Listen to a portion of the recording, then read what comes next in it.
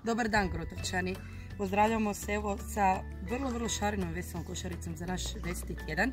Možemo reći sa puno veselja da, kao što vidite iza mene, rajčica će biti spremna, lijepo se crveni.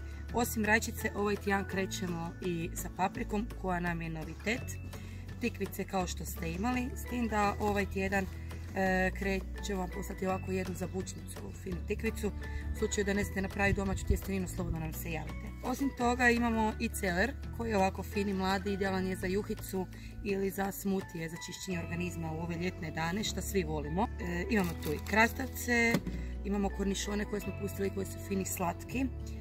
Čeri rajčicu koja nam je bila i u prošloj dostavi, ljubičasti i crveni luk. A šećer na kraju kad pojedete ručak.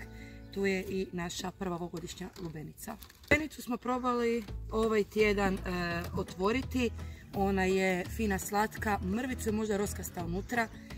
Čisto evo da znate, u slučaju da otvorite da je roza, ona i dalje jestiva, samo nije dobila još svoju boju. Kao što ste vidjeli, ovaj tjedan smo imali problem sa tučom, olujnim nevremenom u cijeloj Hrvatskoj, malo je zakačilo i nas. Pa evo, ako vam se slučajno dogodi da dobijete papričicu s rupicom ili nešto, nemojte nam zamjeriti.